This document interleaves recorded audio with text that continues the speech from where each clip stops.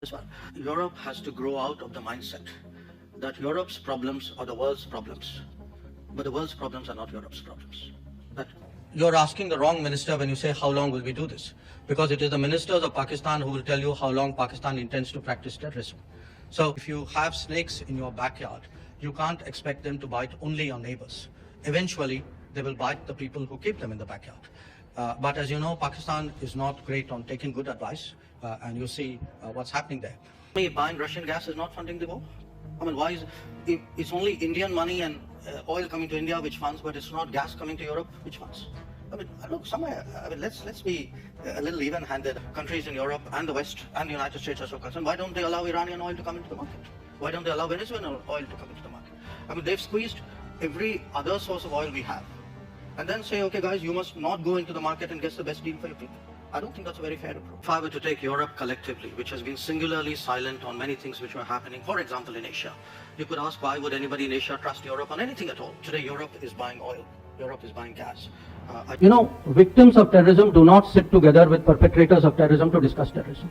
So, the fact is that, we cannot allow terrorism to be normalized. We cannot allow that to become the basis for getting us into discussions with Pakistan. So I think there are issues there, and it's time that we recognized the seriousness of those issues and not allow terrorism to happen by night and trade by day. I don't think the country is well. No, because you are a diplomat doesn't mean you are untruthful. I could use much harsher words than epicenter. So believe me, considering what has been happening to us, I think epicenter is a very diplomatic word. If you control your sovereign space, which I believe they do, if the terrorist camps operate in broad daylight in cities with recruitment and financing, can you really tell me that the Pakistani state doesn't know what's going on? Especially they're being trained in military level combat tactical in question. Mr. Soros is a old, rich, opinionated person sitting in New York who still thinks that his views should determine how the entire world works. Hi, India funny bonds के एक नए video में आपका स्वागत है। उम्मीद करता हूँ आपने मेरी पहली वीडियो देखी होगी, और यदि अच्छी लगती है तो लाइक, सब्सक्राइब और शेयर ज़रूर करें। इस वीडियो में हम एस जयशंकर, जो कि हमारे विदेश मंत्री हैं, उसके बारे में विभिन्न देशों में जो उन्होंने बातचीत की है उसके बारे में बनाया है। उम्मीद करता हूँ आपको ये वीडियो पसंद आएगी। तो वीडियो शुरू करने से पहले एस जयशंकर के बारे में हम थोड़ा सा बात कर लेते हैं। एस जयशंकर, जिनका नाम पूरा सुब्रमण्यम जयशंकर है, जो कि 69 ईयर के हैं। सोचिए, जो 69 ईयर, जो कि बहुत ज़्यादा होता है। 60 साल में ये लोग रिटायर कर जाते हैं, वो तो 69 ईयर के हैं। वो 2015 से 2018 तक विदेश सचिव रह चुके हैं।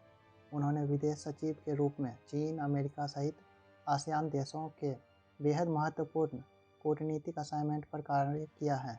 2001 से ही उन्होंने विभिन्न देशों में भारत के राजदूत के रूप में काम किया है। इन्हें 2019 में पद्मश्री भी मिला है। 30 मई 2019 से वे विदेश मंत्री के रूप में काम कर रहे हैं। उनका घर जो है भारत के दिल्ली से आते हैं वो। तो अब वीडियो शुरू करते हैं और अंत में हम इसके बारे में फिर से बात करेंगे। एस जयशंकर ने पाकिस्तान के रिपोर्टर, जो कि G20 में आए थे, और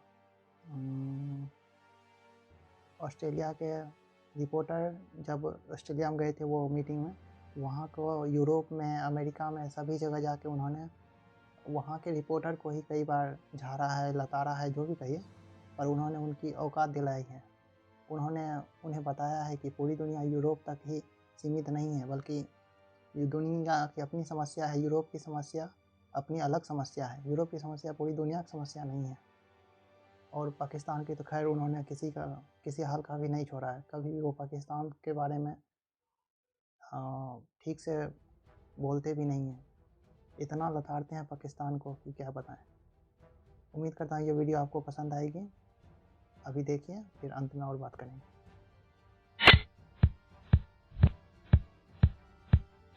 My question is, how long South Asia is going to see this terrorism and disseminating from New Delhi, Kabul, and Pakistan? How long they are going to be at war? Number one, and secondly, how about the UN Security Council resolutions on Kashmir? Does India abide by it or not? you're asking the wrong minister when you say how long will we do this, because it is the ministers of Pakistan who will tell you how long Pakistan intends to practice terrorism. So look, at the end of the day, the world is not stupid, the world is not forgetful, and the world does, increasingly call out countries and organizations and people who indulge in terrorism. And by taking that debate elsewhere, you're not going to hide it. You're not going to confuse anybody anymore. People have figured it out. If you have snakes in your backyard, you can't expect them to bite only your neighbors. Eventually, they will bite the people who keep them in the backyard. But as you know, Pakistan is not great on taking good advice, and you see what's happening there. Buying Russian gas is not funding the war. I mean, why is it's only Indian money and oil coming to India which funds, but it's not gas coming to Europe which funds? I mean, look, somewhere. I mean, let's be a little even-handed. Countries in Europe and the West and the United States are so concerned. Why don't they allow Iranian oil to come into the market? Why don't they allow Venezuelan oil to come into the market? I mean, they've squeezed every other source of oil we have, and then say, okay, guys, you must not go into the market and get the best deal for your people. I don't think that's a very fair approach. How do you think you'll be trusted by others after that? Why do you think anyone will help Delhi after you didn't help others over Ukraine? It's an interesting question which you might, I mean, not you, meaning you personally, but people might want to ask themselves, because if I were to take Europe collectively, which has been singularly silent on many things which were happening, for example, in Asia, you could ask, why would anybody in Asia trust Europe on anything at all? Today, Europe is buying oil. Europe is buying gas as well. Europe has to grow out of the mindset that Europe's problems are the world's problems, but the world's problems are not Europe's problems. That if it is you, it's yours. If it is me, it's ours.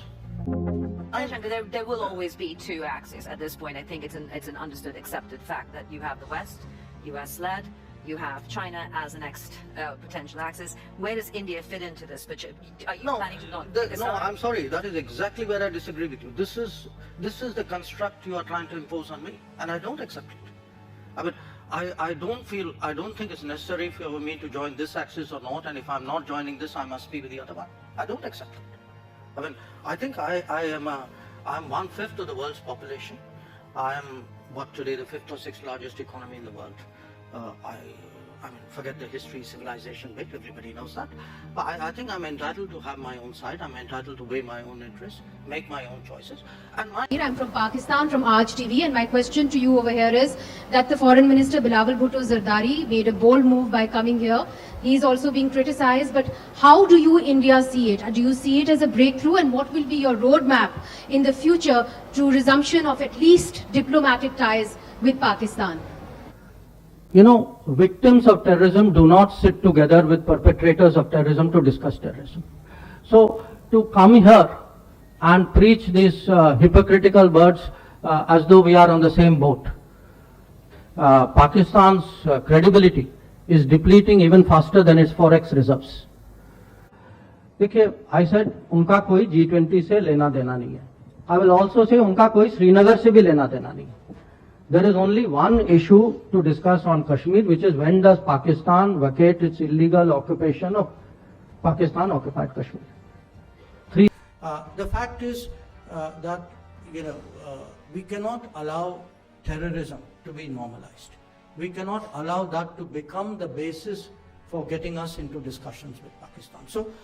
So I think there are issues there, and it's time that we recognized the seriousness of those issues and not allow terrorism to happen by night and trade by day. I don't think the country is well suited.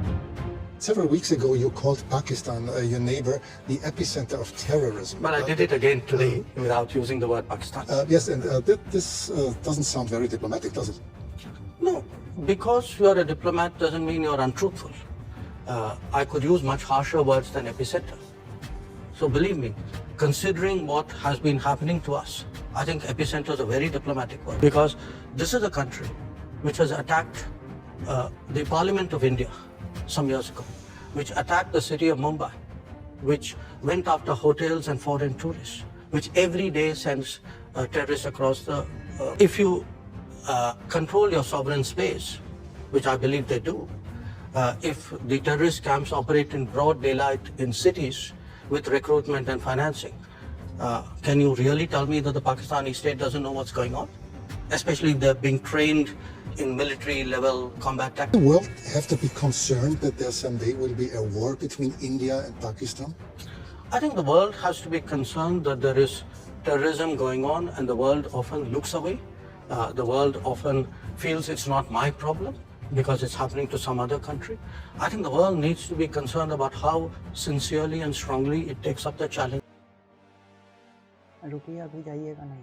पहले मुझे जानना है कि आपको S Jaishankar के बारे में क्या अच्छा लगता है। क्या उनकी बेबाक राय जो दूसरों को बताते हैं, खासकर रिपोर्टर को, वो अच्छा लगता है, या आपकी नज़र में ये ज़्यादा अच्छा है कि वो थोड़ा और सोच समझ के बोलें? वो विदेश मंत्री हैं, दूसरे देशों में जाते हैं, भारत की रिप्रेजेंटेशन मायने रखती है, तो आपकी नज़र में ये क्या है? वो जो उन्होंने पाकिस्तान को बोला था कि पाकिस्तान ये कब तक जारी रखेगा कि टेररिज्म फैलाना?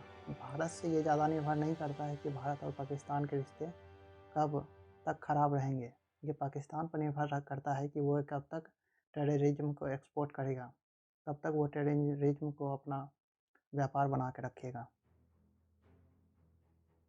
और ऑस्ट्रेलिया में जो उन्होंने जो बोला था कि पाकिस्तान टेररिज्म का एपिक सेंटर है, तो ये क्या विचार आपको अच्छा लगा था? मुझे तो काफ़ी अच्छा लगा था।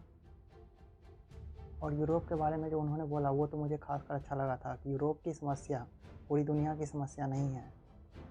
ये यूरोप को समझना होगा, पूरी दुनिया को, खासकर यूरोप को। ये तो बात तो ज़रूर दिमाग में बैठा लेनी चाहिए कि यूरोप की समस्या यूरोप की समस्या है, वो पूरी दुनिया की समस्या नहीं है। और जॉर्ज सोरोस के बारे में जो उन्होंने जो बोला वो काफ़ी अच्छा है। जॉर्ज सोरोस एक बूढ़े और घमंडी इंसान है जो कि दूसरों देशों को कंट्रोल करना चाहते हैं। वो अपनी ताकत में इतने डूब चुके हैं कि वो दूसरे देशों को बर्बाद करना चाहते हैं एक तरह से। खासकर भारत जैसी डेमोक्रेसी की हिम्मत है तो जाके चाइना में करें। एक तो इतने बूढ़े हैं फिर भी, अब क्या बोलें उनके बारे में। स्टिंग का एक वीडियो था, शायद आपने वो देखा होगा। खैर जो भी हो, यदि ये वीडियो आपको अच्छी लगती है तो लाइक, सब्सक्राइब और शेयर ज़रूर करें। धन्यवाद।